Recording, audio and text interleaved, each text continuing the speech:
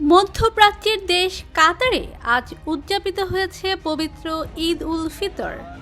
আল খোরের প্রবেশ পথে অবস্থিত নাসের বিন আবদুল্লাহ আল মিসনাদ দোহার বাইরে কাতারের সবচেয়ে গুরুত্বপূর্ণ মসজিদগুলোর মধ্যে এটি একটি।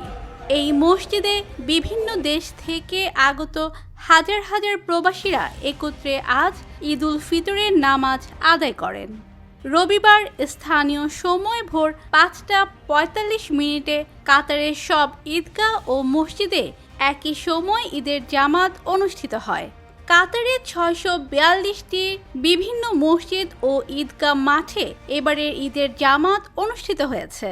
নামাজ শেষে কুশল বিনিময় ও ঈদের শুভেচ্ছা জানান প্রবাসী বাংলাদেশিরা। এই ঈদ জামাতে অংশ নেন প্রবাসী বাংলাদেশি কমিউনিটি ও বিভিন্ন দেশের মানুষ। পরিবার পরিজনকে ছেড়ে ঈদ উদযাপন করা কষ্টকর বলছেন প্রবাসীরা।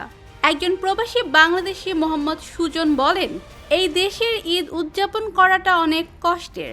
পরিবার পরিজন ছেড়ে ঈদ করতে হয় সবাইকে। আরেক বাংলাদেশি সাদমান সাকিব শুভ বলেন, সবাই সমবেত হয়ে এখানে ঈদ উদযাপন করতেছি পরিবার পরিজনের সুখের আশায়, দেশের অর্থনৈতিক উন্নয়নের লক্ষ্যে রেমিটেন্স যোদ্ধা হয়ে। আমার মতো হাজার হাজার মানুষ এই দেশে কাজ করছে। আমি সবাইকে ঈদের শুভেচ্ছা জানাই। সবাইকে ঈদ মোবারক।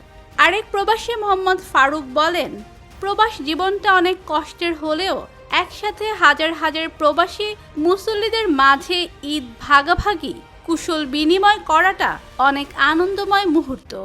কারণ দেশে থাকলে হয়তো এলাকার মানুষ ও পরিবারের মানুষের সাথে ঈদ ভাগাভাগি করতাম। এখন আমার মতো হাজার হাজার প্রবাসী ভাইদের সাথে ঈদ ভাগাভাগি করাটা অনেক সৌভাগ্যের। কারণ আমরা প্রবাসীরা অক্লান্ত পরিশ্রম করে দেশের অর্থনৈতিক চাকা সচল রাখতে রেমিটেন্স যোদ্ধা হিসেবে কাজ করে যাচ্ছি।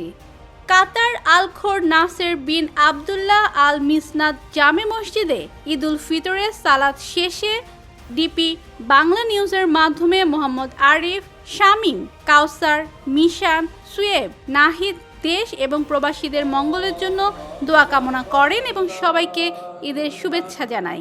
ঈদ মোবারক। والحمد لله كثيرا وسبحان